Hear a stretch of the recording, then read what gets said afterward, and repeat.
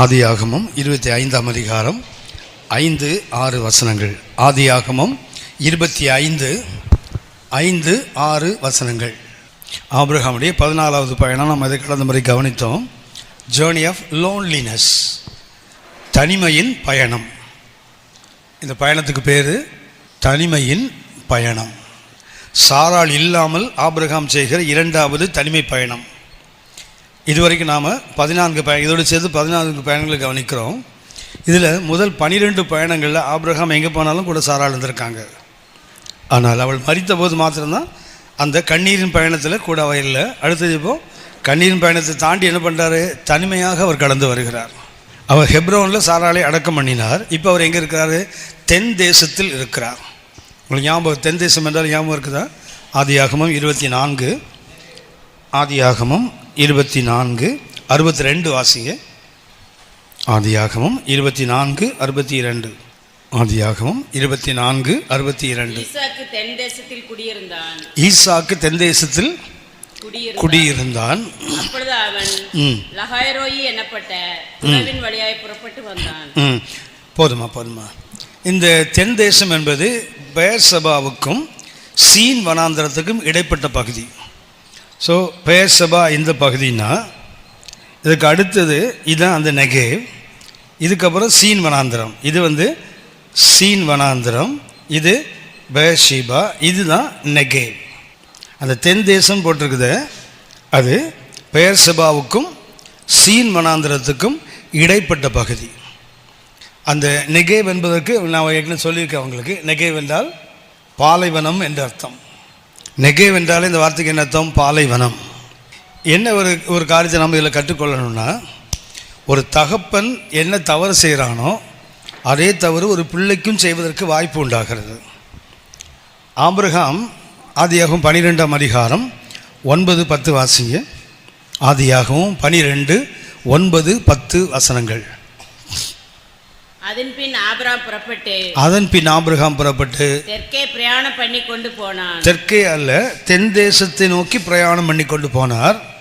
அத்தேசத்திலே பஞ்சம் உண்டாயிற்று. அங்கே என்ன உண்டாகுது? நெகேவில் பஞ்சம் உண்டாகிறது. தேசத்திலே பஞ்சம் கொடிதாய் இருந்தபடியால் ஆபிரகாம் எகிப்து தேசத்திலே தங்கும்படி அவ்விடத்துக்கு போனான். ஈஜிப்ட் எங்க இருக்குது? இங்கே இருக்குது எகிப்து. ஆபிரகாம் இங்கே சீகேம் இருக்குது. சீகேமில் தான் பலிபீடத்தை கட்டினா, கர்த்தரை ஆராதித்து கொண்டார். அப்புறம் பெத்தேலுக்கும் கீழே ஆயிக்கும் நடுவே போய் ஒரு பலிபீடத்தை கட்டி மறுபடியும் கர்த்தர் நாமத்தை தொழுது கொண்டார். அதன் பின் அந்த 12:9 வாசிக்கும் தெரியுங்களா? அதன் பின் என்றால் என்ன? பலிபீடத்தை கட்டார், ஆராதித்தார், கர்த்தரை வாக்குத்தத்தங்களை பெற்றார். அதுக்கப்புறம் அவர் எங்கே வருகிறார்? அவர் நெகேவுக்கு நேராக பயணம் பண்ணினார். நெகேவ் என்றாலே பாலைவனம். பாலைவனத்துக்கு போனால் யாருக்கு பஞ்சம் வராது. எவ்வளோ பெரிய பரிசுத்தவனாக இருந்தாலும் சரிதான், பாலைவனத்துக்கு போனால் கர்த்தர் சொல்லிட்டார், நீ இங்கே இரு, இந்த தேசத்தை உனக்கு உன் சந்ததிக்கும் கொடுப்பேன் கர்த்தர் சொல்லிட்டார். ஆனால் ஆபிரகாம் என்ன செய்கிறார்? தொடர்ந்து ஆங்கிலத்தில் நல்லாயிருக்கும், அவர் தெற்கே பிரயாணம் பண்ணி போட்டிருக்கு இல்லையா? ஆங்கிலத்தை பார்த்தீங்கன்னா ஏப்ரஹாம் ஸ்டில் ட்ராவல்டு டுவர்ட்ஸ் நெகேவ்னு இருக்கும். இதுக்கு பின்னும் ஆபிரகாம் என்ன செய்கிறான்? தொடர்ந்து பாலைவனத்துக்கு நேராக போனான். பாலைவனத்துக்கு நேராக போனால் பஞ்சம் எப்படி வராமல் இருக்கும்? வீட்டில் மேலே பேரப்பட் வால் கட்டுறோம் இல்லையா? அதில் நின்று குனிஞ்சு கீழே பார்த்தா ஓரளவுக்கு தான் அது தாங்கும். அதுக்கு மேலே எட்டி பார்த்தா கீழே இருந்து பிடிச்சி இழுத்து போட்டுரும்ல, புவியீர்ப்பு விசை. ஸோ ஒரு லிமிட் இருக்குது, அதுக்கு தாண்டி போனால் யாரையும் இழுத்து போடும். அதே போல் நம்ம இருக்க வேண்டிய இடத்த விட்டுட்டு இல்லாத இடத்துக்கு போனால் என்ன வரும்? பஞ்சம் வரத்தான் வரும். ஒரு ஞாபகம் இருக்கும்னு நினைக்கிறேன், பைபிளில் முதல் பஞ்சமே ஆபிரகாமுக்கு தான். முதல்ல பஞ்சத்தில் அடிபட்ட ஆளே யாருன்னா கர்த்தருடைய நண்பன் என்று அழைக்கப்படுகிற ஆபிரகாம். 10 முறை கர்த்தர் ஆபிரகாமுக்கு தரிசனமாக இருக்கிறார். இவ்வளவு பெரிய ஆபிரகாம் வாழ்க்கையில் பஞ்சம் வந்ததுக்கு காரணம் என்ன தெரியுங்களா? பாலைவனத்தை நோக்கி நடந்தால் யாருக்கும் பஞ்சம் வரும். ஸோ பாலைவனத்துக்கு வந்தால் பஞ்சம் வந்துட்டு இல்லையா? இதில் இருந்தது ஈசாக்கு பாடத்தை கற்றுக்க வேண்டாமா? அந்த ஈசாக்கு மறுபடியும் எங்கே தான் வந்தான்? தென் தேசத்தில் தான் போட்டிருக்கு பாருங்களேன். ஆதியாகமம் 24:62 என்ன போட்டிருக்குது? ஈசாக்கு தென் தேசத்திலே குடியிருந்தான். அந்த ஈசாக்கோட தான் ஆபிரகாம் இப்போ குடியிருக்கிறார். ஆபிரகாமுடைய 14வது பயணம் தனிமையின் பயணம். ஹெப்ரோனில் அடக்கம் பண்ணிட்டு என்ன பண்ணார்? 50 மைல் பிரயாணம் பண்ணி எங்கே வராரு? நெகேவுக்கு வராரு அவர். ஏன்னா ஈசாக்கு அங்கே இருக்கிறான். ஈசாக்கு அங்கே இருப்பதுனால இவருங்க பையன் இருக்கிறான், மனைவி இறந்து போயிட்டா. இப்போ என்ன பண்ணுறாரு? பையனோடு வாழ வருகிறார். ஏற்கனவே இங்கே பஞ்சத்தில் அடிபட்டு தானே போனீங்க. கீழே எகிப்துக்கு போயிட்டு கர்த்தர் மறுபடியும் கூட்டிகிட்டு வந்திருக்காருங்க. திரும்பவும் அந்த பாதையில் போகலாமா? ஏசாயா 30:1 வாசிங்க. ஏசாயா 30:1 பாவத்தோட பாவத்தை கூட்டும்படி. ஒரு தேவனுடைய பிள்ளை பாவம் செய்யாதவர்கள், பாவத்திலிருந்து விடுவிக்கப்பட்டவர்கள். ஆனால் இப்போ என்ன பண்ணாதீங்களா? பாவத்தோட பாவத்தை கூட்டுகிறார்கள். ஆடிங் சின் டு சின். பாவத்தோடு பாவத்தை என்ன பண்றாங்க? கூட்டுகிறார்கள். எப்படின்னு பாருங்க. என்னை அல்லாமல் ஆலோசனை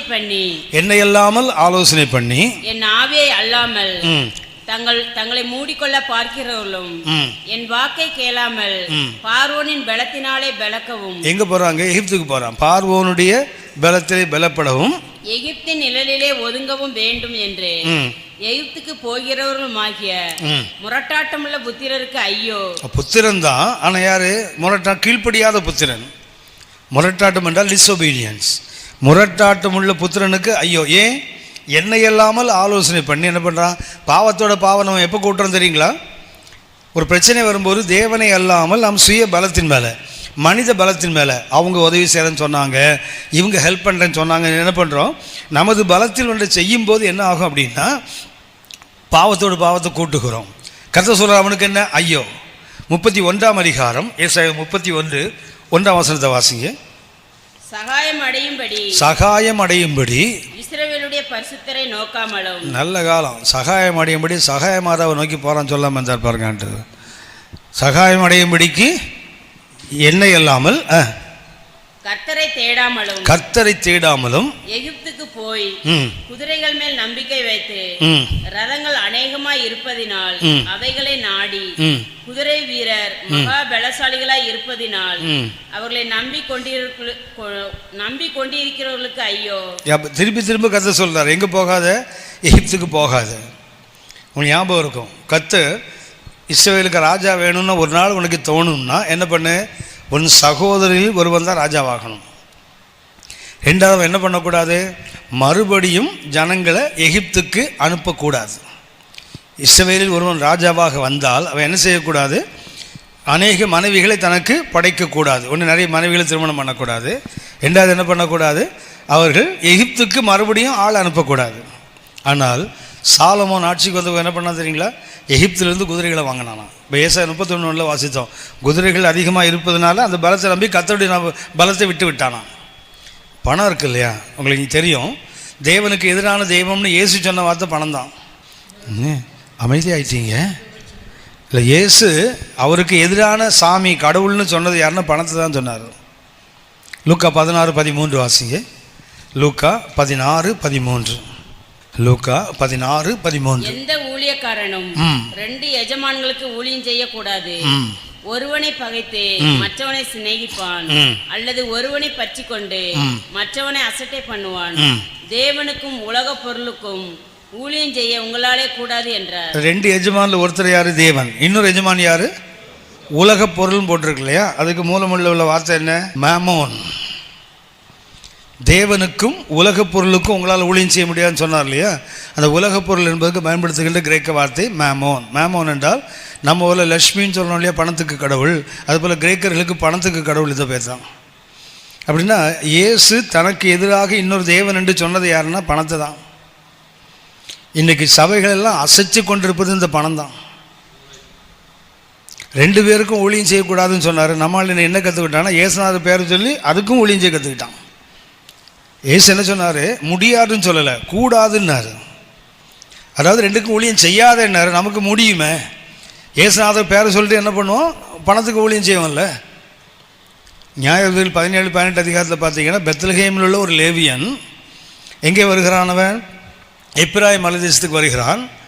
அங்கே ஒருத்தன் உட்காந்துருக்கிறான். அவன் வீட்டில் என்ன பண்ணுறான்? ஒரு வார்ப்பிக்கப்பட்ட விக்கிரகம், வெட்டப்பட்ட சொரூபத்தை வீட்டில் வச்சுட்டு என்ன பண்ணுறான்? அவன் பிள்ளையில ஒருவன் என்ன பண்ணுறான்? ஆசாரியனாக மாற்றி. எப்பிராயிம் உள்ளவனுக்கும் ஆசாரியத்துக்கும் என்ன சம்பந்தம்? ஆசாரியனாக மாற்றி என்ன பண்ணிட்டான்? வீட்டுக்குள்ளே ஒரு அறையை செய்து பொம்மையை வச்சு பையனை ஆசாரியனாக நியமிச்சிட்டான். இப்போது பெத்லகேம் லேவியன் தேசாந்திரியாக சுற்றி திரிகிறான். ஆலயம் இருந்தால் தானே லேவியனுக்கு வேலை இருக்கும். ஆலயங்கள் என்ன பண்ண திருத்தவாதம் சுற்றுவான். நெகமியா நாட்களில் பார்த்தீங்கன்னு சொன்னால் ஆசாரியர்களுக்கு ஒழுங்காக தசமபாகம் கொடுக்காததுனால எல்லாரும் வயல்வெளிக்கு வேலைக்கு போயிட்டானான். நெகமியாவில் கூட்டு கடிந்து கொள்வார். ஒரு தேவ மனுஷன் வேலை ஊழியம் செய்யாமல் வேறு ஊழியத்துக்கு போகிறான்னா காரணம் என்ன?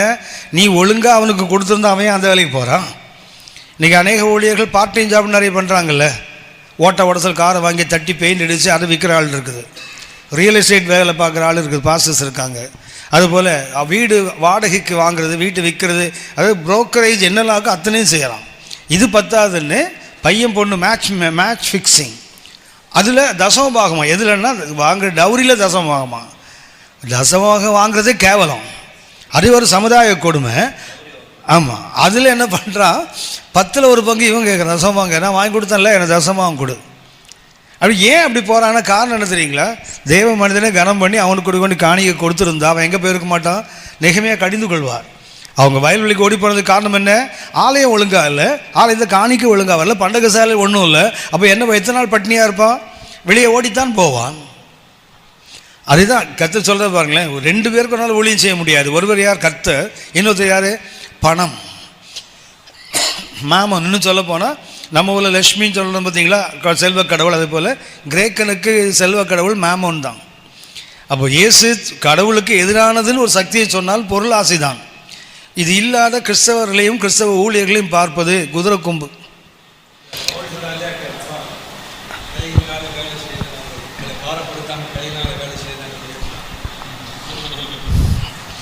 நியாயம். ஒடுக்கப்பட்டவர்களின் சார்பாக அண்ணன் ஒரு குரல் கொடுத்துருக்காங்க. யூதர்களுக்கு என்ன விசேஷம் அப்படின்னா, குழந்தையிலேருந்து கல்வி கற்றுக் கொடுக்கும்போது கூட ஒரு தொழிலையும் கற்றுக் கொடுப்பாங்க. ஒரு யூதன் கண்டிப்பாக அவர் யார், ஏசுநாதரும் தச்சனாக இருந்திருக்காருல்ல, ஏசுநாதன் தச்சனாக இருந்திருக்கிறாரு அப்படின்னு. ஏசுநாதன் ஊழியக்காரன் லாய்க்கில்லை, நான் அவரும் தச்சனாக தானே இருந்திருக்கிறாரு. ஆனால் வேலைக்கு ஊழியத்துக்கு வரும்போது வேலையை விட்டார், அவர் ரிசைன் பண்ணிட்டு வந்துட்டார். ஆனால் பவுல் ஏன் ரிசைன் பண்ணலை அப்படின்னு சொன்னால், ஏசுநாதர் ஊழியம் செய்தது ஒரு சின்ன வட்டத்துக்குள்ளே யூதர்களுக்கு நடுவே. அவருக்கு உதவி செய்கிறதுக்கு பின்னாடி ஒரு சகோதரிகள் கூட்டம் இருந்தது.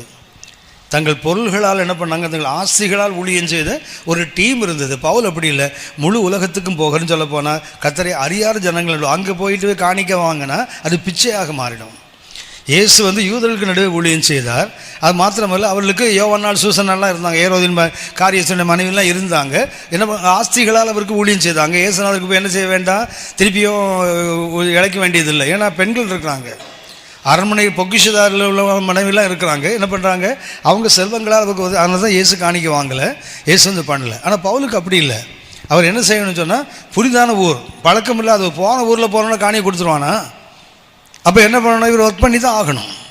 இவர் வேலை செய்ய தான் கடைசி. ஏன்னா அவருடைய ஊழியமே புறஜாதிகளுக்கு அப்போஸ்தலன். புறஜாதிகள் இப்போது நாகமான் வரும்போது எலிசா ஏன் காணிக்க வாங்கலை?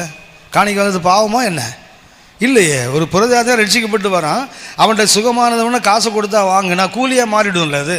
ஆனால் தான் வாங்கலை, தட்டுதல் பண்ணுறான். எவ்வளவு பலவந்தம் பண்ணி கொடுத்த போது வேணாம் போ அப்படி தொட்டு. காரணம் என்னென்னா, ஒரு புறஜாதிட்டு கை நீட்டி வாங்கும்போது என்ன ஆகுன்னு சொன்னால் அது கூலியாக மாறி போயிடும். ஆனால் தான் எலிசா வாங்கலை. ஆனால் தான் பவுல் என்ன பண்ணுறாருன்னா, கடைசி வரைக்கும் வேலை செய்து ஊழியம் பண்ணார். அவர் என்ன பண்ணார்னா, அவரும் சாப்பிட்டு அவனுடைய இருந்தவனுக்கும் சாப்பாடு போட்டார். இன்றைக்கி அப்படி யாரும் போடுறது இல்லையே.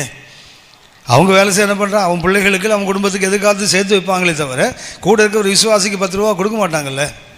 அதனால் பவுல் செய்த நோக்கம் வேறு, இவங்க செய்கிற நோக்கம் வேறு. அதனால் அவர்கள் சார்பில் குரல் கொடுத்த உங்களுக்கு நன்றி.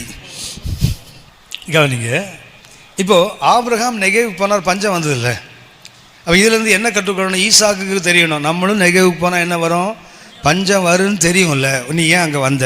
இங்கே வந்தது என்ன தெரியுங்களா? 26:1 வாசிங்க. ஆதியாகமம் 26:1. ஆபிரகாமின் நாட்களில் உண்டான பஞ்சத்தை அல்லாமல் பின்னும் ஒரு பஞ்சம் தேசத்தில் உண்டாயிற்று. பின்னும் ஒரு பஞ்சம் என்ன உண்டாகிறது, தேசத்திலே உண்டாகிறது. ஏன் உண்டாகாது? ஆபிரகாம் நெகேவுக்கு போனார், பஞ்சம் வந்ததில்லை. ஈசாக்கு நெகேவுக்கு வந்தாலும் என்ன வரும், பஞ்சம் வரும்.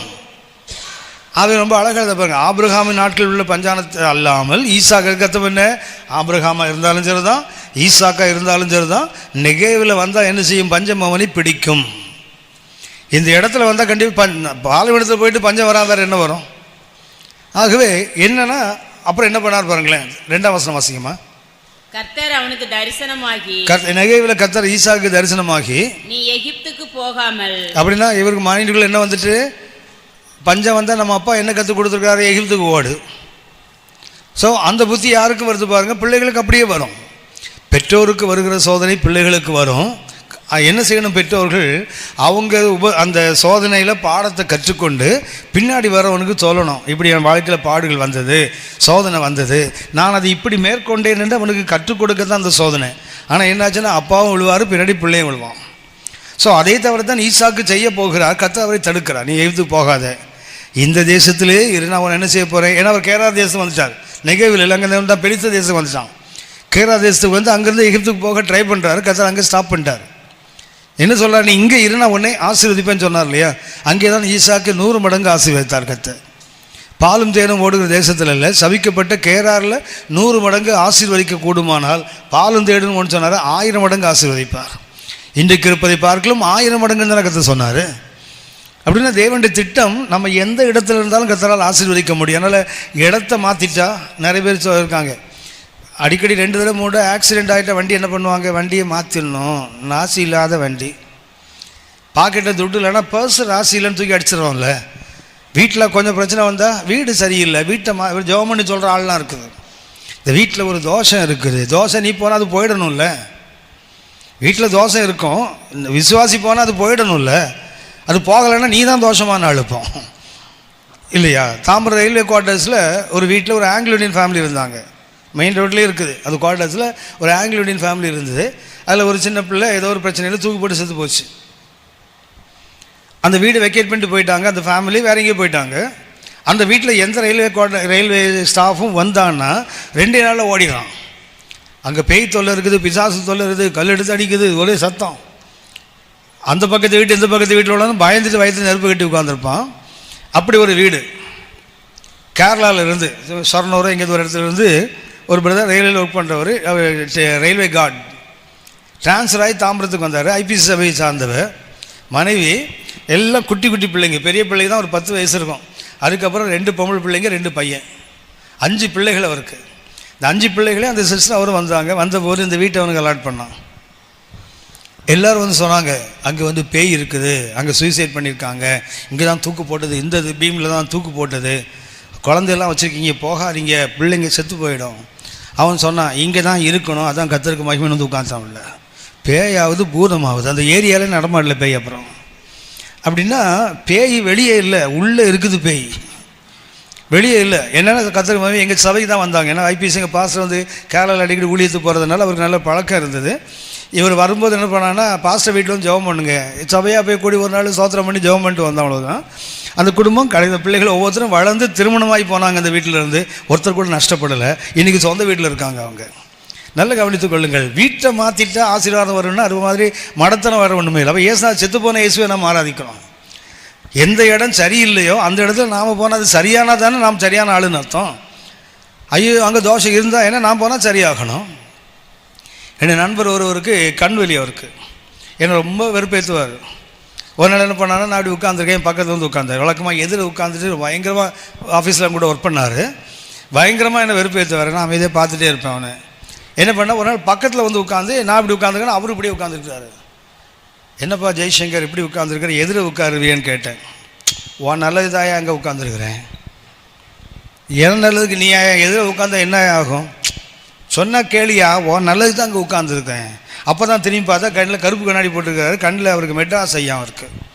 என் எதில் உட்காந்தா என்ன ஆகிடுமா, அவர் கண்ணு உள்ளது எனக்கு வந்துடுமா. நான் சொன்னேன் கண்ணாடி கழுத்துனான். இப்போ வந்து உட்காந்தான். என் கண்ணை நல்ல பாரியா, உன் கண் வெளி போயிடும். பிரைஸ்லாம் கொழுப்பியா உனக்கெல்லாம், நீங்களும் உருப்படவே மாட்டீங்கடா, பைபிள் தோக்குனா பைத்தியம் பிடிச்சிட்டு உனக்கு கண்ணு வலி வந்து தொலைச்சிரும்டா அப்படின்னார். நீ வந்து உட்காரு, உன் கண் வலி போகுதா பாரு அப்படின்னாரு. அவனுக்கும் போயிடுச்சு, எனக்கும் வரல.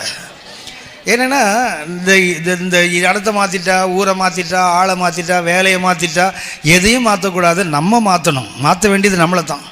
ஒரு சில பார்த்தீங்கன்னா இந்த சபை அவனுக்கு சரியில்லை, அங்கே போயிடு, இங்கேயாவது கொஞ்சம் கெடுத்துருப்பான், அங்கே போய் மொத்தத்தையும் கெடுத்துருவான். அவன் இருக்கிற இடத்துல அவனை சரி பண்ணணுமே தவிர இடத்த மாற்றுறதுனால எந்த மாற்றமும் வராது. ஈசாக்கு இங்கே இருந்தார், எங்கே போயிட்டார், கேரார் இங்கே இருக்குது, போயிட்டார். கர்த்தர் அவனுக்கு தெரிஞ்சு இங்கே போகாத, இங்கே இரு. இங்கே இருந்தால் கூட அந்த புத்தி போகலை பாருங்களேன். மனைவியை சகோதரின்றான் பாருங்களேன். எகிப்துக்கு போனால் இதை சொல்லுவாண்டான்னு கர்த்தர் இங்கே நிறுத்தினா அங்கேயே வேலையை ஆரம்பிச்சிட்டான் பாருங்களேன். தகப்பன் செய்கிற தவறுகள் பிள்ளைகள் வாழ்க்கையில் சோதனையாக வரும். அதை பெற்றோர் அவனுக்கு என்ன செய்யணும், இப்படிப்பட்ட சோதனை வரும்போது இப்படி மேற்கொள்ளணும், கற்றுக் கொடுக்கணும். அப்பாவே மனைவியை தங்கச்சின்னு சொன்னால் இவர் என்ன பண்ணுவார், இவரும் மனைவி தங்கச்சின்னார், அவ்வளோதான். அவனும் ஒரு ஊருக்கு கெடுதலை பண்ணால், இவனும் ஒரு ஊருக்கு கெடுதலை பண்ணால் தான் நடந்தது. ஆகவே இதில் கற்றுக்கொள்ள பாடம் உண்டு. ஆபிரகாமுடைய 14வது பயணம் எங்கே வந்து சேர்றார், மறுபடியும் அந்த நெகேவுக்கே வந்து சேர்றார் பாருங்களேன். அந்த தனிமை பயணம் அவருக்கு எங்கே வருது, இங்கே முடிகிறது. ஆனால் ஒன்று, அவர் எங்கே வந்தாலும் சரி தான் கர்த்தர் அவர் விட்டு விலகலை. ஆதியாகமம் 28ஆம் அதிகாரம் 15 வாசிங்க. ஆதியாகமம் 28:15. நான் உன்னோட இருந்து நீ போகிற இடத்திலெல்லாம் உன்னை காத்து இந்த தேசத்துக்கு உன்னை திரும்பி வர பண்ணுவேன். நான் உனக்கு சொன்னதை செய்யும் அளவும் உன்னை கைவிடுவதில்லை என்றார். நான் கவனித்தோம் கடந்த முறை, ஆபிரகாமுக்கு ரொம்ப நேசிக்கப்பட்டவர் தான் இவள் சாராள். அவள் பிறந்ததுலேருந்தே ஆபிரகாமுக்கு தெரியும் அவளை, ஏன்னா தங்கை, அதனால் அவனுக்கு தெரிஞ்சிருக்க எல்லா விதத்துலையும் வாய்ப்பு இருக்குது. ஆனால் அந்த சாராளே ஒரு நாள் விட்டு போயிட்டாங்க. இவர் ஆபிரகாம் தனிமையாக நடக்கிறார். ஆனால் அவருக்கு ஒரு பெரிய சந்தோஷம் என்ன தெரியுங்களா, அந்த தனிமையிலும் கூட நடக்கின்ற ஒரு கர்த்தர் உண்டு. எல்லா உறவுகளும் விட்டு போயிடும் ஒரு நாள். நான் உங்களுக்கு கடந்த முறை சொன்னேன், கணவன் மனைவியாக நம்ம வாழும்போது ஒரு கர்த்தருக்காக ஒரு தீர்மானம் எடுக்கும்போது, ஊழியத்துக்கு ஒரு தீர்மானம் எடுக்கும்போது கூட உள்ளவங்களை கன்சல்ட் பண்ணுறோம் இல்லையா, அது தவறில்லை. ஆனால் நியாயமானது கர்த்தர் சொன்னது கர்த்தருடைய சித்தம் என்று தெரிந்த பிறகும் கணவனோ மனைவியோ தடை சொன்னால் நம்ம என்ன பண்ணணும்? கர்த்தருக்கு கீழ்ப்படியணுமா, மனுஷனுக்கு கீழ்ப்படியணுமா? ஆனால் பெரும்பாலும் யாருக்கு கீழ்ப்படி வந்துடுங்களா, என் ஒய்ஃபுக்கு பிடிக்கலை, என் ஒய்ஃப் இதை வேணான்னு சொல்லிட்டா, அப்படி சொல்லிட்டு என்ன பண்ணணும், பின்வாங்குறோம் இல்லையா. ஒரு நாள் ஏசுநாதர் முன்னாடி போய் நிற்கும்போது என் ஒய்ஃப் சொல்லிட்டான்னா தலையில் ஒரு தட்டு தட்டுவார். ஒய்ஃப் கதையோ ஹஸ்பண்ட் கதையோ அங்கே நடக்காது. தனித்தனியாகத்தான் ஒவ்வொருத்தரும் கர்த்தரை சந்திக்கணும். நமக்கு கொடுத்த வாய்ப்புகள் அவங்களுக்கு தெரியாது, கர்த்தர் நம்ம நடத்துகிற விதம் அவங்களுக்கு புரியாது. விளக்கி சொல்லணும், புரியலைன்னா என்ன பண்ணணும், தேவனுக்கு தான் கீழ்ப்படியணுமே தவிர கூட. ஏன்னா இந்த உறவு ஒரு நாள் காணாமல் போயிடும். அந்த கர்த்தர் சொல்கிறார் பாருங்க யாக்கோபுக்கு, நமக்கு எல்லாருக்கும் தெரியும். நான் உன்னை விட்டு விலகுவதில்லை கைவிடுதலை யாரை சொல்லுவான்? மோசையை சொல்லுவான், இல்லை யோசுவாவை சொல்லுவான் இல்லையா. நான் உன்னை விட்டு விலகுவதில்லை உன்னை கைவிடுதல்னு கர்த்தர் முதல்ல யாருக்கு சொன்னார்? யாக்கோபுக்கு சொன்னார்.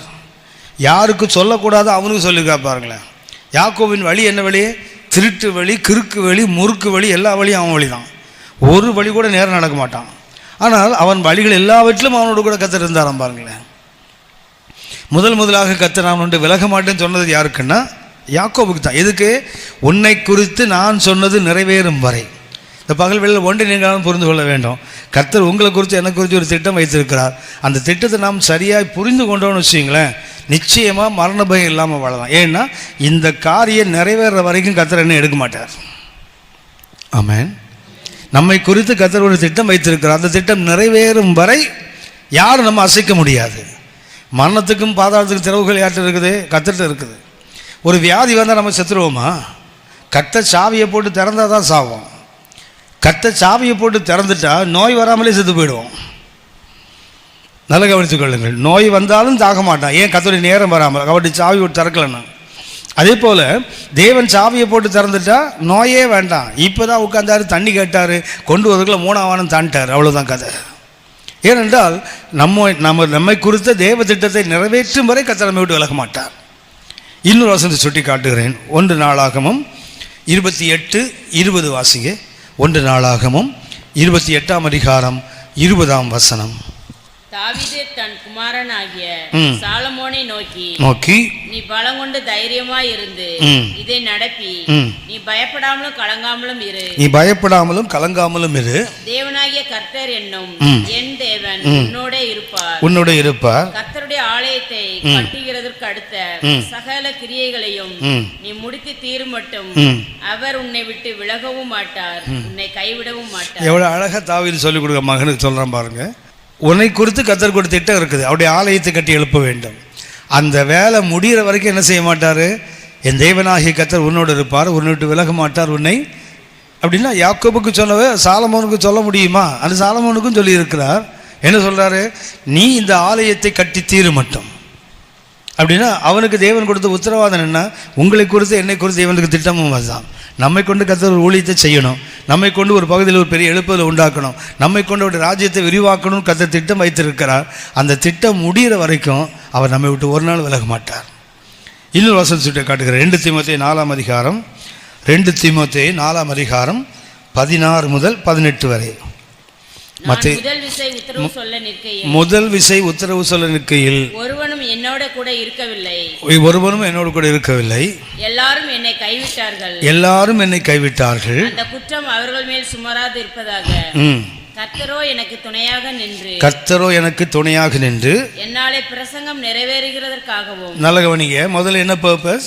பரிசுத்த பவுலை கொண்டு எங்கெல்லாம் பிரசங்கம் பண்ணணுமோ அது நிறைவேறுவதற்கும் புறஜாதியார் எல்லாரும் கேட்கிறதற்காகவும் என்னை பலப்படுத்தினார். 2 பர்பஸ் இருக்கு பாருங்களேன் பவுல் அழைத்ததுல. முதல்ல யாக்கோபு என்ன சொன்னார்? நான் உனக்கு சொன்ன வார்த்தையை நிறைவேற்றும் அளவு உன்னை கைவிட மாட்டேன். சாலமோனுக்கு தாவீது என்ன சொன்னார்? என் தேவனாகிய கர்த்தருடைய வீட்டை நீ கட்டி தீர மட்டும் அவர் உன்னை விட்டு விலக மாட்டார். ஆனால் இந்த பவுலை பார்த்தீங்கன்னா அவர் சொல்லுகிறார், என்னால் முதல்ல பிரசங்கம் நிறைவேறணும், 2வது புறஜாதியாரால் என்ன செய்யணும்? கர்த்தருக்குள்ளே வர வேண்டும். அதற்கு கர்த்தர் என்ன செய்கிறார்? என்ன பயன்படுத்துவதற்காக என்ன பண்ணுறாரு? என்னோட கூட இருந்தார். நமக்கு தெரிந்த ஒரு வசனம் மத்தேயு 28 20ஆம் வசனம் வாசிங்க. நான் உங்களுக்கு கட்டளையிட்ட யாவையும் அவர்கள் கைக்கொள்ளும்படி அவர்களுக்கு உபதேசம் பண்ணுங்கள். இதோ உலகத்தின் முடிவு பரியந்தம் சகல நாட்களிலும் நான் உங்களுடனே கூட இருக்கிறேன் என்றார். இப்போ ஒரு கேள்வி, உலகத்தின் முடிவு பரியந்தம் இருப்பேன்னா அதுக்கப்புறம் இருக்க மாட்டாரா? எவ்வளவு ப்ராமிஸ் பண்ணியிருக்காரு இயேசு? உலகத்தின் முடிவு பரியந்தம் உன்னோட இருப்பேன்னு சொல்லியிருக்காரு இல்லையா? புரியுதுங்களா? ஏன் இப்படி கேட்குறேன்னா, மத்தேயு 1ஆம் அதிகாரத்தில் கடைசி வசனத்தை வாசிங்க. மத்தேயு 1ஆம் அதிகாரம் கடைசி வசனம். அவள் தன் முதற்பேரான குமாரனை பெருமளவும் அவளை அறியாதிருந்து அவருக்கு இயேசு என்று பெயரிட்டான். இதை கேத்தலிக்ஸுக்கும் ப்ராட்டஸ்டன்ஸுக்கும் சண்டை வர இடம் இந்த இடம் தான். வெர்ஜின் மேரி கிடையாது, அவங்க யார் கிடையாது? கன்னிமரியாள் கிடையாது. எது வரைக்கும்? இயேசுவை பெரும் வரைக்கும் தான் அவங்க வெர்ஜின்.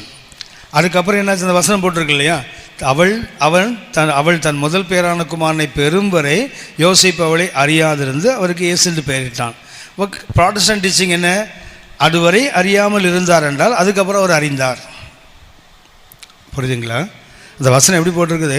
முதல் பேரான குமாரனை பெரும் வரை அறியாதிருந்துன்னா அப்போ என்ன அர்த்தம்? அதுக்கப்புறம் கணவன் மனைவியாக வாழ்ந்தார்கள். பின்னாடி சீமோன், யோசே, யாக்கோபெல்லாம் பிறந்தாங்க, சகோதரிகள் பிறந்தாங்க. இதுக்கு ப்ராட்டஸ்டன்ட் வாதம். ஆனால் கேத்தலிக் வாதம் என்ன தெரியுங்களா? அதுவரைக்கும் அவனை அறியாமல் இருந்தான்னா அதுக்கப்புறம் அறிந்தான்னு எப்படி சொல்கிற நீ? அதுக்கு அவங்க சொல்கிற வசனம் மத்தேயு 28:20 தான். உலகத்தின் முடிவு வந்து அவங்கள்ட்ட இருப்பேன்னு சொன்னாலே அதுக்கப்புறம் இருக்க மாட்டாரா?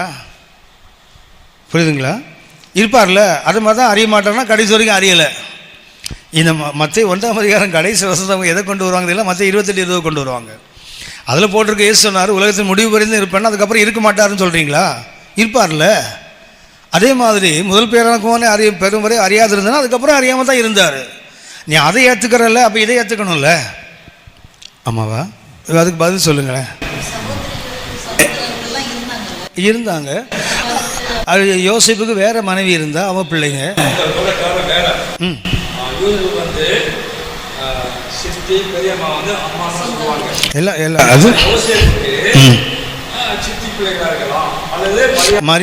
மரியாளுக்கு சிஸ்டர்.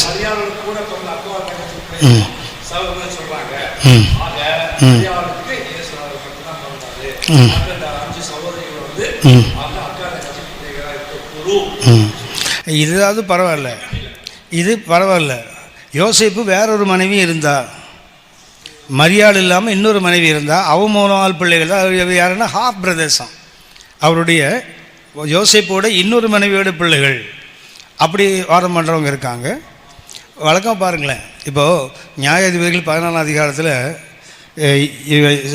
சிம்சோன் பெலிசைடு ஒரு பெண்ணை கண்டு என்ன சொல்லலாம் தெரியுங்களா? அவளின் கண்களுக்கு அழகாக இருக்கா, அவளை தான் திருமணம் பண்ணோம். அப்போ என்ன சொல்லலாம் தெரியுங்களா? அவள் அம்மா அப்பா, உன் சகோதரர் நடுவே உனக்கு பிள்ளைகள் இல்லையா? அது ஒவ்வொரு இஸ்ரவேலனுமே ஒரு இஸ்ரவேலனுக்கு சகோதரன் தான். ஸோ இந்த மாதிரி வசனத்தை கொண்டு வந்து என்ன பண்ணுறாங்க? இயேசுவின் சகோதரர் கிடையாது. உங்களுக்கு ஒரு வசனம் ஞாபகம் இருக்குன்னு நினைக்கிறேன். இயேசுடைய பாடுகளை பற்றி எழுதும்போது சங்கீதக்காரன் எழுதுவார், என் தாயின் பிள்ளைகள் எனக்கு விரோதமாக எழும்பினார்கள் இருக்கும். இருக்கா? ஞாபகம் இருக்கா அந்த வசனம்? என் தாயின் பிள்ளைகள் எனக்கு விரோதமாக எழும்பினார்கள். சங்கீதம் 69:8. சங்கீதம் 69 7, 8 வசனங்களை வாசிங்க. 8, 9 வரை வாசிங்க. உமது இது இயேசுவை பற்றிய சங்கீதம். இது சங்கீதம் 69 மேசியானிக் சாம், மேசியாவின் சங்கீதம். அதில் என்ன எழுதுற பாருங்க. உமது நிமித்தம் நிந்தையை என் முகத்தை மூடிற்று, என் சகோதரருக்கு வேற்று மனுஷனும். அதனால பிரிச்சு சொல்ற பாருங்க. என் சகோதரருக்கு வேற்று மனுஷனும் என் தாயின் பிள்ளைகளுக்கு அந்நியனும் ஆனேன். உம்முடைய வீட்டை குறித்து உண்டான, இது இயேசு பற்றி சொன்ன வசனம். 69 யாரை பற்றியது? உடைய வீட்டை குறித்து உண்டான பக்தி வேலைக்கு பட்சித்தது. இயேசு அந்த சவுக்கை உண்டாக்கி ஆலயத்தை சுத்திகரிக்கும் வசனம் தான் சொல்லுவாங்க. அதுக்கு முன்னாடி வசனம் என்ன போட்டு தெரியுங்களா? என் சகோதரன்னு தனியாக சொல்கிறாரு, என் தாயின் பிள்ளைகள்னு தனியாக சொல்கிறாரு. பாருங்க, தகப்பன் பிள்ளைன்னா அண்ணன் சொன்ன மாதிரி அவருடைய அக்கா தங்கச்சி இப்படிலாம் சொல்லிட்டு போகலாம். வசனம் ரொம்ப தெளிவாக இருப்பாருங்களேன். என் தாயின் பிள்ளைகள், முதல்ல சகோதரன் தனியாக, மற்ற யூதர்களை இல்லை என்றால் இந்த மாதிரி ரிலேட்டிவ்ஸ் எல்லாம் சொல்லும்போது என்ன சொல்கிறாருன்னா, என் சகோதரருக்கு வேற்று மனுஷனும் என் தாயின் பிள்ளைகளுக்கு அந்நியுமா. அப்படின்னா ஒரே தாய் தான். புரியுதுங்களா? அமைதியாக இருக்க உங்களுக்காக ஸ்தோத்திரம். ஒருவேளை திருத்துறன்னு ஏதாவது முழிக்கிறீங்களா? உள்ள மிக எளிமையான வசனம். இயேசுவுக்கு பின்னாடி மரியாளுக்கு பிள்ளைகள் இருந்தார் என்பதுக்கு இந்த வசனம் நல்ல வசனம். சங்கீதம் 69:8 இருக்குது. அது மரியாளுக்கு அதுக்கப்புறமும் பிள்ளைகள் இருந்தாலும் நல்ல வசனம் இது. ஏன்னா சங்கீதக்காரனே இயேசுவை பற்றி தாவீதை பற்றி தாவீது இயேசுவை பற்றி எழுதுறாரு, என் சகோதரர்களுக்கும் என் தாயின் பிள்ளைகளுக்கும் அந்நியன் ஆனேன். அப்படின்னா சகோதரன் வேற, காமனாக அவங்க சொல்கிறது. அடுத்தது என் தாயின் பிள்ளைகளுக்கும் அந்நியன் ஆனேன்னு சொல்கிறாரு. அடுத்த வசனம் அது வீட்டை கொடுத்து உண்டான வைராக்கியம் என்னை, அது இயேசுவை பற்றி சொல்லப்பட்ட வசனம். அந்த 69 ஒன்று உங்களுக்கு தெரியும்னு நினைக்கிறேன். பைபிளில் இந்த ராகத்தலைவன் போட்டிருக்கு, தெரியுங்களா? போட்டிருக்கா? ராகத்தலைவன் எந்த சங்கீதம்? எல்லாமே மேசியாவின் சங்கீதம். ராகத்தலைவன் போட்ட அந்த சங்கீதத்தில் அது யாரை குறிக்கும் என்றால் இயேசுவை குறித்த சங்கீதம். ஆகவே அது ரொம்ப இந்த ராகத்தலைவனுக்கு அவங்க பயன்படுத்துகிற வார்த்தை எவரிய மொழியில், அதை கிரேக்க மொழிக்கு மாற்றுவாங்க லாமினெட்ஸ். ராகத்தலைவன் என்பதுக்கு பயன்படுத்துகிற வார்த்தை என்ன? லாமினெட்ஸ். லாமினெட்ஸ் என்றால் அர்த்தம் என்ன? டில் த எண்ட், முடிவு பரியந்தம். லாமினெட்ஸ் அந்த வார்த்தைக்கு அர்த்தம் முடிவு பரியந்தம். ஒரு ராகத்தலைவன் என்றால் ஒரு 100 இன்ஸ்ட்ருமெண்ட் ஒரு கொயரில் இருக்குன்னு வச்சிங்களேன், எல்லாரும் எல்லா நேரத்தையும் வாசிக்க மாட்டான், அமைதியாக உட்காந்துருப்பான். அவனுடைய நோட் வரும்போது அவன் என்ன பண்ணுவான், அந்த ஸ்டிக் அப்படி காட்டும்போது மாத்திரம் தான் அவர் வாசிப்பார், வந்து சும்மா தான் உட்காந்துருப்பார். ஆனால் மியூசிக் கண்டக்ட் பண்ணுறவன் தொடக்கத்து முடிவு வரைக்கும் கையங்காலம் அடி நிற்க வேண்டியதான். ராகத்தலைவன் என்றால் யார்? முடிவு பரியந்தம் தானே. இந்த தேவன் என்றென்றும் உள்ள சதா காலங்களிலும் மரண பரியந்தம் இல்லை, முடிவு பரியந்தம் என்ன செய்வாரா? நம்மோடு கூட இருக்கிறவன் போட்டிருக்குது. அப்படின்னா இந்த தேவன் ஒருவர் தான் நம்மோட எப்பவும் இருப்பார். இந்த மற்ற 28:20 பயன்படுத்தவங்க என்ன பண்ணுறாங்க? உலகத்தில் முடிவு வந்தப்போ ஏசு சொன்னால் அப்புறம் இருக்க மாட்டாரா? இருப்பாரா? இருக்க மாட்டாரா? அந்த இந்த மற்ற 1 கடைசிக்கும் இதுக்கும் சம்மந்தமே இல்லை. ஏன்னா அவங்களுக்கு ஒரு வார்த்தையை புரியாமல் அவங்க அதை பேசுவாங்க. அது என்ன வார்த்தை அப்படின்னா, அந்த உலகத்தின் முடிவு பரியந்தம் போட்டிருக்கு இல்லையா? போட்டிருக்குதா? அதுக்கு பயன்படுத்துகின்ற கிரேக்க வார்த்தை அயான். அயான், உலகத்தின் முடிவுன்னு போட்டிருக்கு, தெரியுங்களா? அதுக்கு பயன்படுத்துகிற கிரேக்க வார்த்தை என்ன? அயான். அயான் என்றால் உலகம் அல்ல, ஏஜஸ், காலங்கள். அயான் என்றால் அர்த்தம் என்ன? காலங்கள். எது வரைக்கும்? இதோ உலகத்தின் முடிவு, இந்த காலங்களின் முடிவு வரை நான் உன்னோடு இருப்பேன். அதாவது நித்தியம் எப்போ தொடங்குதோ அது வரைக்கும் உங்களோட இருப்பேன்னு அர்த்தம். காலம் உங்களுக்கு தெரியுமே, இது எட்டர்னிட்டி, இது நித்தியம். அடுத்தது என்ன? காலம். அடுத்தது என்ன? நித்தியம். வேதம் 3ஆக காட்டுகிறது. ஒன்று நித்தியம், அடுத்தது காலம், மறுபடியும் நித்தியம். நாம் இங்கே தெரிந்து கொள்ளப்பட்டோம், நித்தியத்தில் தெரிந்து கொள்ளப்பட்டோம். நித்தியத்தில் அவரோடு இருப்பதற்கு நடுவில் என்ன வைக்கப்படுறதுக்கு? காலம். தேவன் எது வரைக்கும் இருப்பாரா?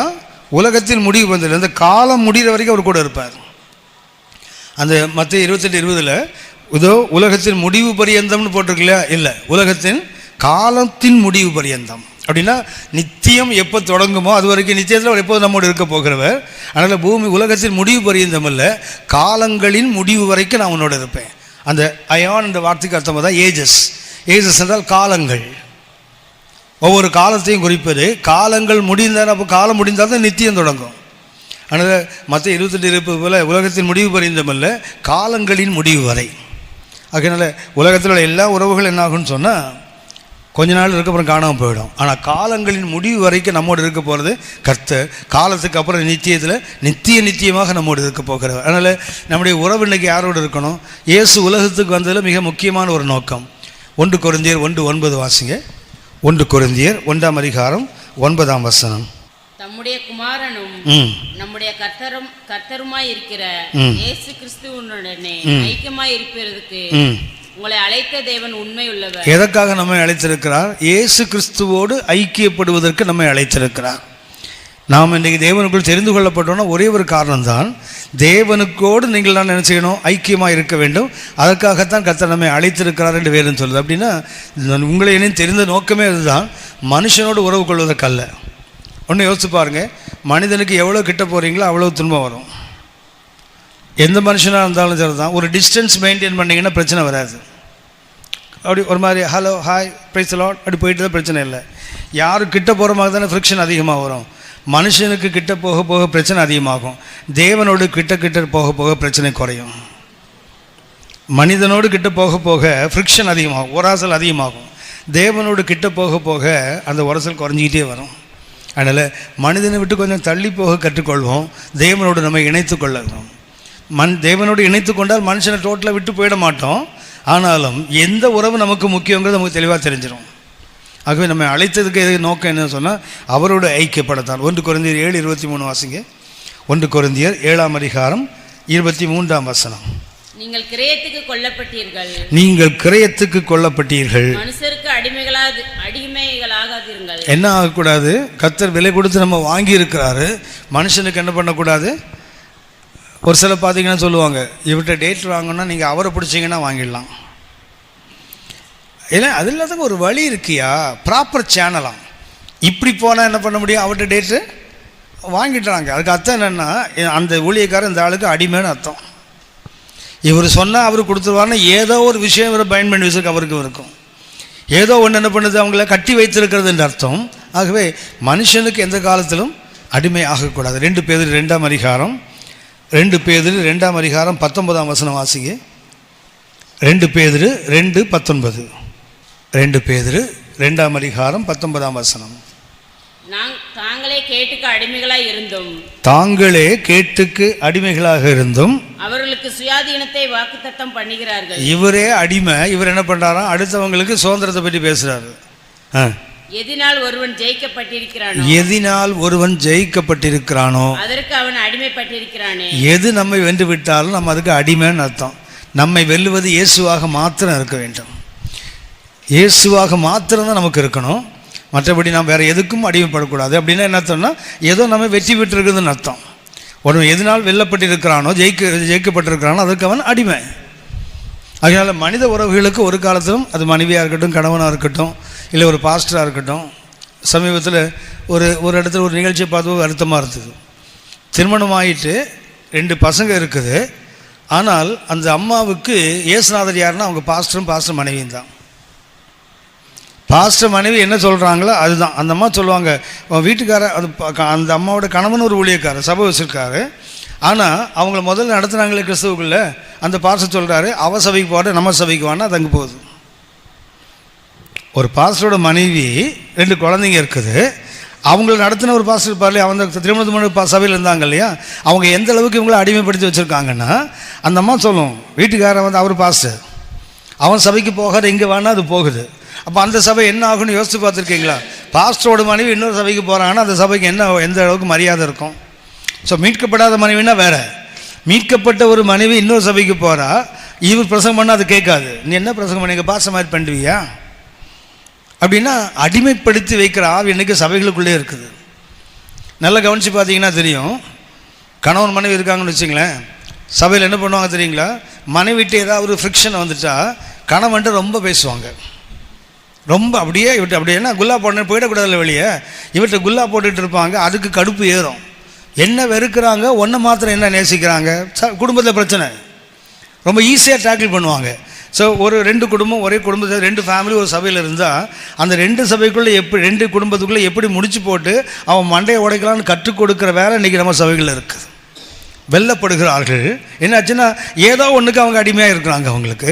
அதனால் என்ன செய்ய முடியல, அவங்களுக்கு உண்மை வாழ்க்கைக்கு வர முடியலை. திருமணமாகி 13 வருஷம் ஆகுது, இன்னும் அந்த குடும்பத்தில் சமாதானம் கிடையாது. அந்த அம்மா கணவனை பார்த்தா மாத்திரம் எரிஞ்சவள், பிள்ளைகள்கிட்ட ரொம்ப அன்பாக இருக்குது. கணவனை பார்த்தா பார்த்தீங்கன்னா ஊழியக்காரனை அட்டூழியம் பண்ணுறேன், அந்த சபையில் அந்த பண்ணிட்டு பேச, இது சபைக்கு போக மாட்டேங்குது. ஆனால் அந்த ஊழியக்காரன் மேலே சேர்த்த வாரி அடிக்குது கணவன் மேலே. எவ்வளோ நாளைக்கு ஒரு கணவன் பொறுப்பான்? அவனுக்கு ஒன்று தோணுது, ஊழியமாவது ஒன்றாவது விட்டுட்டு விளை காலி பண்ணிடுறது, சரி நம்ம அடுத்த இடத்துக்கு வரான். இதுதானே இன்றைக்கி. அப்படின்னா அடிமைப்படுத்துகிற ஆவி இன்றைக்கும் சபைகள் இருக்குது. எதனால் ஒருவன் வெல்லப்படுகிறானோ அதற்கு அவன் அடிமையாகவே இருக்கிறான். எந்த காலத்திலும் மனித உறவுக்கு அடிமை ஆகாதீங்க. நான் சொன்னேனே, ஒரு ராக்கெட்டை மேலே கொண்டு போகிறதுக்கு நிறைய ஸ்டேஜஸ் இருக்குது. அதுக்காக அதை நம்பிட்டு இருந்தால் அது மேலே போகாது, அதோடைய காலி அது. அப்பப்போ என்ன செய்யணும், அது ஒரு லெவலுக்கு இது கொண்டு போன பிறகு அது தானாக கலண்டு விழுந்துடும், அடுத்த லெவல் கொண்டு போகும். நமக்கு மரியாதை இருக்குது, நமக்கு நன்றி இருக்குது. அன்றைக்கு நான் சேத்துல கிழமை தூக்கி எடுத்தாங்களே, நன்றி வேண்டும். அவனுடைய ஞான நன்மை பெற்றாமல் அவனுக்கு சரீர நன்மையை கொடுக்கணும். ஆனால் அதுக்காக அவங்களே ஒட்டி கொண்டு இருந்தால் நம்ம வளர்ச்சி கெட்டு போயிடும். நாம் அடுத்த லெவல் போயிட்டே இருக்க வேண்டியது தான். அதனால் மனித உறவுகளுக்கு மாத்திரம் எப்போவுமே அடிமை ஆகாதீர்கள். கர்த்தர் ஒருவருக்கு தான் நீங்கள் நானும் சொந்தமானவர்கள். இவங்க இதெல்லாம் கர்த்தர் கொடுத்தவங்க தான். இதெல்லாம் கர்த்தர் இவங்க அன்பு வேண்டும், மதிப்பு வேண்டும், மரியாதை வேண்டும். ஆனால் தேவனுக்கு அடுத்தது தான் இவங்க, தவிர தேவனுக்கு மேலே யாருமே இல்லை. அந்த இடத்துக்கு நீங்கள் நான் வர வேண்டும். ஏன்னா இது முடியும். சங்கீதம் 133 எடுத்துக்கொள்ளலாம். இந்த ஜேர்னி ஆஃப் லோன்லினஸுக்கு தொடர்புடைய சங்கீதம் 133. நமக்கு ரொம்ப ஈஸியான சங்கீதம். சரியா? ஏன் ரொம்ப ஈஸியானது? மொத்தம் 3 வசனம். எல்லா சங்கீதமும் இப்படி இருந்தால் தொல்லையே இல்லாமல் இருந்திருக்கும். இந்த 119 சங்கீதம் 176 வசனத்தை எழுதி வச்சு 3 வசனம்தான். ஆனால் அதிலிருந்து நான் உங்களுக்கு 7 கருத்தை நான் உங்களுக்கு சுட்டி காட்டுகிறேன். சங்கீதம் 137 இந்த ஆபிரகாமுடைய தனிமை பயணத்தோடு சம்பந்தப்பட்டது. ஜேர்னி ஆஃப் லோன்லினஸ் இருக்கு இல்லையா, அதுக்கு 133 சங்கீதம். அதில் எத்தனை இருக்குது பாருங்கள், 3 பகுதிகள் இருக்குது, 3 வசனம் இருக்குது. 1, எத்தனை நன்மை, குட்னஸ். 133 சங்கீதம் முதல்ல நம்ம கற்றுக்கொள்ள பாடம் என்ன, அது எத்தனை நன்மையானது. அடுத்தது இனிமையானது, பிளசன்னஸ். ஒன்று நன்மை, மற்றொன்று இனிமை. 3வதாக 2ஆம் வசனத்தில் வாசிக்கிறோம், அது ஆரோனின் சிரசில் ஊற்றப்பட்டு அவன் தாடி வழியாய் வழிந்த அபிஷேக தைலம், அன்னாயிண்டிங், அபிஷேகம். 4வதாக பனி. 5வதாக தேவனுடைய ஆசீர்வாதம். அங்கே ஆசீர்வாதத்தையும் ஜீவனையும் கட்டளையிடுகிறார், தேவனுடைய ஆசீர்வாதம். 6வதாக நித்திய ஜீவன், எட்டர்னல் லைஃப். 7வதாக சங்கீதம் 130 இருப்பது மர்சி, இரக்கம். அதாவது அந்த தனிமைப்படுத்தப்பட்ட பயணம் இருக்குது, அதுக்கு சமமான சங்கீதம் என்ன, 133. அதில் என்ன சொல்லப்பட்டிருக்குன்னு சொன்னால் சகோதர ஐக்கியத்தை பற்றி சொல்லப்படுகிறது. குடும்ப ஐக்கியத்தை பற்றி அங்கே சொல்லலை. என்ன சொல்லப்பட்டிருக்குது, சபைக்குள்ளே தேவனுடைய வீட்டுக்குள்ளே இருக்கக்கூடிய அந்த ஐக்கியத்தை, அதாவது தேவனோடு ஐக்கியப்பட்டால்தான் யாரோடு ஐக்கியப்பட முடியும், தேவ பிள்ளைகளோடு. 1 யோவான் 1ஆம் அதிகாரம் 3ஆம் வசனம் வாசிங்க.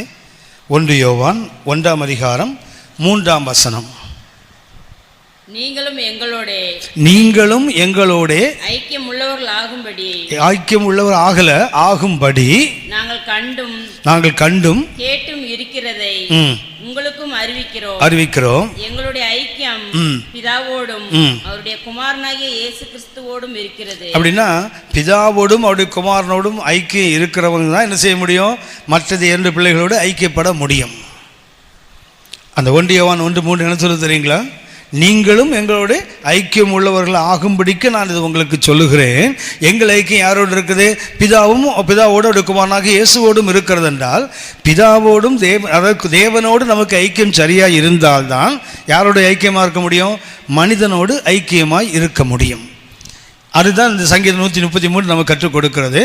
சகோதரர் ஒருமித்து வாசம் செய்வது எத்தனை துன்பமும் வேதனையுமாக இருக்கிறது. அப்படி தான் நிறைய பைபிளில் இருக்குது. அது ஆரோனின் தலையில் ஊற்றப்பட்ட ஆசிட் போல தாடியை அரித்து கொண்டு சட்டையை அரிக்கிறது. அதுதான் இன்றைக்கி நம்ம அனுபவம்.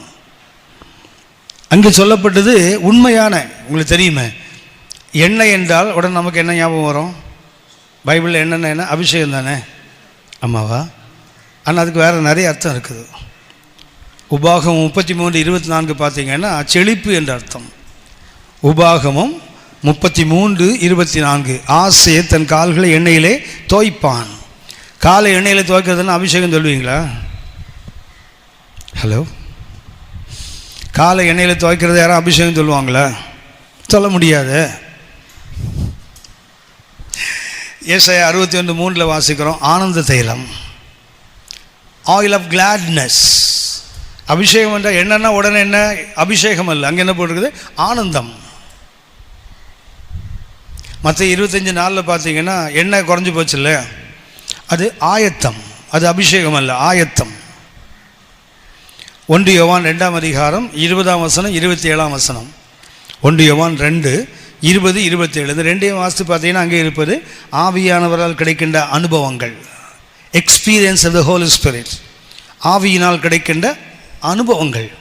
அப்படின்னா எண்ணெய்னா உடனே அபிஷேகம் சொல்லக்கூடாது. எண்ணெய் என்றால் என்ன?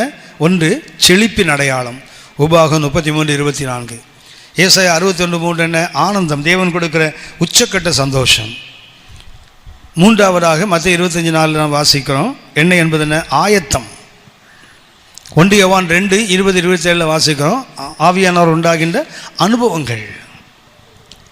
சங்கீதத்தை வாசிக்கிறோம் 133:2 வாசிக்கிறோம், அது சகோதர ஐக்கியம், சகோதர சிநேகத்தின் அடையாளம் எண்ணெய் என்பது. அப்போது நம்மோடு இருக்கிற மனித உறவுகள் இன்றைக்கி விட்டு போயிடும், ஒரு நாள் காணாமல் போயிடுவாங்க. ஆனால் தேவனோடும் தேவ ஜனத்தோடும் தேவனோடும் தேவ சபையோடும் இருக்கிற ஐக்கியம் இருக்குது, அது ஒரு நாளும் நமக்கு விட்டு விடாது. இந்த 7 ஆசீர்வாதங்கள் அதுக்குள்ளே இருக்குது. அந்த 3 வசனத்துக்குள்ளே இந்த 7 ஆசீர்வாதங்கள் திரும்ப அதை கொஞ்சம் வாசிப்போம். ஒன்று என்ன? சகோதரர் ஒருமித்து வாசம் பண்ணுகிறது, அது பிரதர்லி ஃபெல்லோஷிப், சகோதர ஸ்நேகம், சகோதர ஐக்கியம் என்ன பண்ணுது? அது எத்தனை நன்மை, என்ன கொடுக்குது? இன்பம். மூணாவது பார்த்தீங்கன்னா ஆரோனின் சிரசில் ஊட்டப்பட்டு அவன் தாழ் வழியாக விழுந்து அவன் அங்கேயே நனைக்கிறது. அடுத்தது எர்மோன் மேலும் சீயோன் பருவம் மேலும் இறங்கும் பனி. அடுத்தது என்ன? அங்கே கர்த்தர் என்றென்றைக்கும் ஆசீர்வாதத்தையும் ஜீவனையும் போட்டிருக்காரு. ஒன்று என்ன? God's blessing. அடுத்தது என்ன? என்றென்றைக்கும் போட்டிருக்கலாம், நித்தியம். தேவன் கொடுக்குற ஆசீர்வாதம் என்ன? அந்த ஐக்கியத்தினால் வந்த மேன்மை என்ன? எட்டர்னல், நித்தியமானது. என்றைக்கும் என்ன பண்ணுறாரா? ஜீவனையும் கட்டளையிடுகிறான் போட்டிருக்கு இல்லையா? ஆங்கிலத்தில் பார்த்தீங்கன்னா கமாண்டட் மெர்சி, இரக்கத்தை தேவன் கட்டளையிடுகிறார். நமக்கு தமிழில் வந்து ஜீவனையும் போட்டிருக்கு இல்லையா? ஜீவன் அல்ல, நித்திய ஜீவன் இருக்குன்னு கொடுத்துட்டாரு. கீழே இருப்பது என்ன? அங்கே அவர் ஜீவனையும் கட்டளையிடுகிறான் போட்டிருக்கு இல்லையா? ஆங்கிலத்தில் பார்த்தீங்கன்னா ஹி ஹஸ் கமாண்டட் மெர்சி, இரக்கத்தை தேவன் கட்டளையிடுகிறார். அப்படின்னா 7 ஆசீர்வாதங்கள் எதில் இருக்குன்னு சொன்னால், குடும்பம் உறவெல்லாம் நமக்கு தேவைதான். ஆனால் அதை காட்டிலும் முடிய ஐக்கியம் யாரோடு இருக்கணும்? உங்களுக்கு தெரியுங்களே, அந்த ரத்தம் இருக்கு இல்லையா? ஒரே தாய் தகப்பனுக்கு 2 பிள்ளைகள் பிறந்தால் 2 பேருக்கும் ஒரே மாதிரி ரத்தம் இருக்குமா? இல்லை, இருக்காது, கண்டிப்பாக இருக்க முடியாது. ஏன்னா அந்த எந்த இதுலேருந்து உருவாகிற நேரம் ஒரே தாய் தகப்பன் தான். ஆனால் பிளட் குரூப் மாறுபடுது, வித்தியாசமான தன்மைகள். யோசித்து பார்த்துருக்கீங்களா? அக்கா கருப்பாக இருக்கும், தங்கச்சி வெள்ளையாக இருக்கும், பார்த்துருக்கீங்களா? அந்த குடும்பத்துக்கு வந்த கேடே தான். வரவெல்லாம் சின்ன பொண்ணை கட்டி கேட்பான், பெரிய பொண்ணு கடிச்சு இந்த சின்ன பொண்ணை கடித்து கொதற ஸ்டேஜுக்கு வந்துடுவா. இந்த சனியை இருக்கனா தான் எனக்கு வரவெல்லாம் அவளை பார்த்து கேட்குறான், சண்டை வந்துடும். வீட்டில் அம்மாட்ட சண்டை போட்டு வீட்டை விட்டு வெளியே போன பிள்ளைங்களாம் இருக்குது. ஒரே தாய் தகப்பன் தானே, ஏன் இத்தனை மாறுபாடு? என்னுடைய மனைவியும் என்னுடைய மனைவியோட அக்காவையும் பார்த்தீங்கன்னா அடித்து சொன்னாலும் நம்ப மாட்டீங்க, அக்கா தங்கச்சின்னு. அவ்வளோ வித்தியாசம், அவ்வளோ மாறுபாடாக இருக்கும். கேட்பாங்க ஓன் சிஸ்டரான்னு கேட்பாங்க, கடுப்பு வரும் உங்களுக்கு. ஒரே அப்பா என்ன, இவன் அவங்க அம்மா மாதிரி அவங்க அப்பா மாதிரி அதனால் ஒரே மாதிரி இருக்கணும்னு அவசியம் இல்லை. ஆனால் சபைக்குள்ளே வந்தால் கிறிஸ்துவ ரத்தம் ஒரே ரத்தம், ஒரே குரூப் தான் எல்லாருக்கும். கொஞ்சம் கூட மாறுபாடு கிடையாது. கொஞ்சம் உருவத்தில் வித்தியாசம் இருக்கலாம், ஆனால் உள்ளத்தில், சிந்தனையில், செயல்பாட்டில். ஏன்னா அது ஒரே ரத்தத்தில் உண்டானது. இந்த ரத்தம் வந்து பிளட் குரூப் மாறவே மாறுது, எல்லாம் ஜே குரூப் தான், ஏசாத ரத்தம் தான், வேறு எந்த குரூப்பும் கிடையாது, அதில் ஒரே ரத்தம். அதனால தான் அது என்ன செய்யும், ஒரு நாள் நம்ம விட்டு போயிடும், இது ஒரு நாள் நம்ம விட்டு போகாது. ஆனால் நம்ம வாழ்க்கை திருப்பி நேராக ஆப்போசிட்டாக வச்சுருக்கோம். இதை நம்ம எப்போவுமே கலத்தி விட காத்திருக்கிறோம். இப்போ நானும் ஹரியும் போகிறேன்னு வச்சிங்களேன், போகும்போது யாரும் கேட்பாங்க, இது யார்? என்னுடைய தம்பி. ஓன் பிரதரா? இந்த மூஞ்சை பார்த்தா தெரியும்ல வித்தியாசம். ஓன் பிரதரா? இல்லை எங்கள் சர்ச்சில் உள்ள பிரதர். அப்படி தானே சொல்லுவோம், அப்படி தானே சொல்கிறோம். ஓன் பிரதர்னு திரும்பி சொல்லுவோமா? அதே கூட ஹரியோட தம்பியோ அண்ணனோ வரட்டும், என்ன சொல்லுவாங்க? ஓன் பிரதர் அப்படி சொல்லுவோம்ல. இதுதான் ஓன் பிரதர், பேசலாம். அதெல்லாம் அடுத்த வீட்டு பிரதர். இதுதான் நமக்கு சொந்த சகோதரன், இதுதான் நமக்கு சொந்த சகோதரி. ஆனால் வாழ்க்கையில் திருப்பி வச்சுருக்கோம். இந்த தனிமையின் பயணம் கற்றுக்கொள்கிற பாடம் மிக முக்கியமானது. எத்தனை உறவுகள் இருந்தாலும் நமக்கு ஒரே ஒரு உறவு தான் சொந்தம், அது கர்த்தர் மாத்திரமே. ஜெபம் பண்ணலாமா?